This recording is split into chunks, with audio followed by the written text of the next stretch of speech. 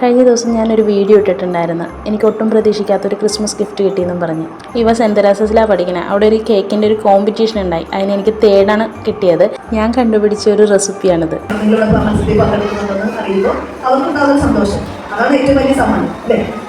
അപ്പോൾ അത് നിങ്ങൾ ആദ്യം എൻ്റെ അധ്യാപകരെയും ഞാൻ മാനേജർ കൂടെ ഉണ്ട് സിസ്റ്ററിൻ്റെയും ഒക്കെ പേരുള്ള അഭിനന്ദനം അറിയിക്കുകയാണ്. ക്യാരറ്റ് ഡേറ്റ്സ് പ്ലം കേക്ക് അതായിരുന്നു എൻ്റെ റെസിപ്പി.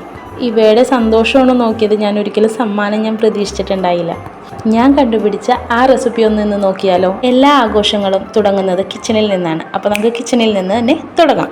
ആദ്യം പഞ്ചസാര ക്യാരമൽ ഒരു പാനിൽ അരക്കപ്പ് പഞ്ചസാര ക്യാരമൽ ചെയ്യാൻ വെക്കാം. വേറൊരു പാത്രത്തിൽ 1/2 ഗ്ലാസ് വെള്ളം ചൂടാക്കുക.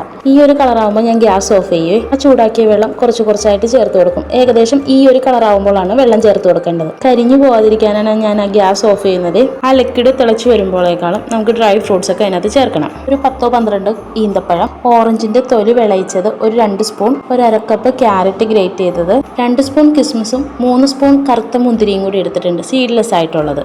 3 സ്പൂൺ ടൂട്ടി ഫ്രൂട്ടിയും കൂടി വേണേ. തിളച്ച ക്യാരമൽ സിറപ്പിലേക്ക് നമുക്ക് ക്യാരറ്റ് ഒന്നിടാം. ക്യാരറ്റ് ഇട്ട് ഒരു 2 മിനിറ്റ് കഴിഞ്ഞിട്ട് ബാക്കിയുള്ള ഡ്രൈ ഫ്രൂട്ട്സും കൂടി ചേർത്ത് കൊടുക്കാം. ഇതൊന്ന് തിളച്ചൊന്ന് കുറുകി വരുമ്പോൾ 2 ഗ്രാമ്പു ചതച്ചതൊന്ന് ചേർത്ത് കൊടുക്കാം. 10 മിനിറ്റ് ലോ ഫ്ലെയിമിൽ വേവിക്കാം. ഒരു മിക്സിയുടെ ജാറിൽ 1/2 കപ്പ് പഞ്ചസാര, 3 ഏലക്കായുടെ കുരു, ഒരു ചെറിയ കഷ്ണം പട്ട, 6 ഗ്രാമ്പു എന്നിവയിട്ട് നമുക്ക് നന്നായി പൊടിച്ചെടുക്കാം. ഈ ഒരു ഇച്ചിരി ലിക്വിഡ് ഉള്ള സമയത്ത് ഇത് നമുക്ക് ഓഫ് ചെയ്ത് വെക്കാം. ചൂടാറുമ്പോൾ ഒത്തിരി കൂടി ടൈറ്റ് ആവും. 1 കപ്പ് മൈദപ്പൊടി, 1 table spoon cornflour, 1 table spoon baking powder, 1/4 table spoon baking soda, 1/4 സ്പൂണിൻ്റെ പകുതി ഉപ്പും കൂടിയിട്ട് 3 പ്രാവശ്യത്തോളം ഇത് അരിച്ചെടുക്കണം. ഈ ഡ്രൈ ഇൻഗ്രീഡിയൻസ് നമുക്ക് മാറ്റി വെക്കാം. ചൂടാറി കഴിഞ്ഞപ്പോൾ ഇത് കണ്ടോ, ഒട്ടും വെള്ളമില്ലാണ്ട് ഈ ഒരു പരുവത്തിലായി. ഒരു ബൗളിൽ 3 മുട്ട പൊട്ടിച്ചിടാം. 1 ടേബിൾ സ്പൂൺ വാനില എസൻസും കൂടി ഇട്ട് ഒന്ന് ബീറ്റ് ചെയ്തെടുക്കാം. ബീറ്റർ ഇല്ലാത്തവർ മിക്സിയിൽ ഇതിങ്ങനെ ചെയ്തെടുത്താൽ മതി. ആ പൊടിച്ചു വെച്ച പഞ്ചസാരയും കൂടി ചേർത്ത് കൊടുക്കാം. എന്നിട്ട് ഒന്നും കൂടി ബീറ്റ് ചെയ്യാം. 1 കപ്പിൽ 3/4 കപ്പ് സൺഫ്ലവർ ഓയിലാണ് ഞാൻ എടുത്തേക്കുന്നത്. അല്ലെങ്കിൽ 1/2 കപ്പ് എടുത്തിട്ട് പിന്നെ 1/4 കപ്പും കൂടി എടുത്താൽ മതി. അതും കൂടി ചേർത്ത് ഒന്നും കൂടി ബീറ്റ് ചെയ്തതിന് ശേഷം ഈ ഡ്രൈ ഇൻഗ്രീഡിയൻസ് ആയിട്ടുള്ള പൊടികൾ നമുക്ക് 3 പ്രാവശ്യമായിട്ട് ചേർത്ത് കൊടുക്കാം. 2 പ്രാവശ്യം ചേർത്തതിന് ശേഷം ഞാൻ ആ ക്യാരമൽ ചെയ്തതും കൂടി ചേർത്ത് കൊടുക്കുകയാണ്. അതും 2-3 പ്രാവശ്യമായിട്ടാണ് ഞാൻ ചേർത്ത് കൊടുക്കുന്നത്. 1 പ്രാവശ്യവും കൂടി ചേർക്കാനുള്ള ആ പൊടികൾ മാറ്റി വെച്ചിട്ടാണ് ഞാൻ ഈ ഡ്രൈ ഫ്രൂട്ട്സിൻ്റെ മിക്സ് ഇതിനകത്തോട്ട് ചേർത്ത് കൊടുക്കുന്നത്. ഇനി ചേർത്ത് കൊടുക്കാനുള്ള പൊടിയിലേക്ക് 2 ടേബിൾ സ്പൂൺ കാഷ്യൂ ക്രഷ് ചെയ്തതും കൂടി ഞാൻ ചേർത്ത് ലാസ്റ്റ് ആ ബാറ്ററിലോട്ട് ഇട്ട് കൊടുക്കുകയാണ്. അതും കൂടി ചേർത്ത് ഒന്ന് ബീറ്റ് ചെയ്ത് കഴിഞ്ഞിട്ട് നമുക്ക് വിസ്ക് കൊണ്ട് ഒന്ന് ഇളക്കി കൊടുക്കാവേ. ഈ ഒരു മെഷറിങ്ങിൽ ഉണ്ടാക്കുമ്പോൾ ഇച്ചിരി കട്ടിയായിട്ടുള്ള ബാറ്ററായിട്ടാണ് ഇതുണ്ടാവുന്നത്.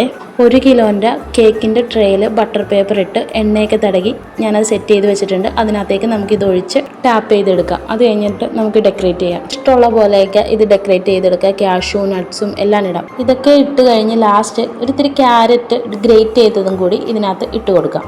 ഈ സമയം നമുക്കൊരു ബിരിയാണി പോട്ട് ഫ്രീ ഹീറ്റ് ചെയ്യാനായിട്ട് അടുപ്പത്ത് വെക്കാം. ഒരു റിങ് വെച്ചിട്ട് മൂടി വെച്ച് ഫ്രീ ഹീറ്റ് ചെയ്യുക. ഒരു 10 മിനിറ്റോളം ഫ്രീ ഹീറ്റ് ചെയ്യാം. 10 മിനിറ്റ് ലോ ഫ്ലെയിമിൽ ഫ്രീ ഹീറ്റ് ചെയ്ത ആ പാത്രത്തിലേക്ക് നമുക്കിത് ഇറക്കി വെക്കാം. എന്നിട്ട് ഇതിൻ്റെ തീ കൂട്ടി വെച്ച് മീഡിയം ഫ്ലെയിമിൽ വെക്കണം. മീഡിയം ഫ്ലെയിമിൽ 45 മിനിറ്റ് കുക്ക് ചെയ്തെടുക്കാം. എന്നിട്ടും ആയില്ലെന്നുണ്ടെങ്കിൽ ഒരു 15 മിനിറ്റോളം ലോ ഫ്ലെയിമിലിട്ട് കുക്ക് ചെയ്താൽ മതി. ആ 45 മിനിറ്റിനുള്ളിൽ ഇതായിക്കോളും. 45 മിനിറ്റ് കഴിഞ്ഞപ്പോൾ ഞാനൊന്ന് നോക്കിയപ്പോൾ ആ സ്റ്റിക്കും മേലൊന്നും പിടിക്കണില്ലേ. ചൂടോടുകൂടി തന്നെ ആ കേക്കിൻ്റെ ട്രേയിൽ നിന്ന് നമുക്കത് മാറ്റി ഒരു തുണിയിട്ട് മൂടി വെക്കാം. ഫാനിൻ്റെ അടിയിൽ ഒരിക്കലും കൊണ്ടുപോയി ചൂടാറാൻ വെക്കരുത്. അപ്പോൾ കേക്ക് ഒന്നും കൂടി ഡ്രൈ ആയി പോകും. ക്യാരറ്റ് ഡേറ്റ്സ് പ്ലം കേക്ക് അങ്ങനെ റെഡിയായി. ഞാൻ കണ്ടുപിടിച്ച എൻ്റെ ഈ റെസിപ്പിക്കാണ് എനിക്ക് 3rd പ്രൈസ് കിട്ടിയത്. ഈ ക്രിസ്മസ് സീരീസിലെ എൻ്റെ 3ാമത്തെ റെസിപ്പിയാണിത്. എല്ലാവരും ഒന്ന് ട്രൈ ചെയ്ത് നോക്കൂ.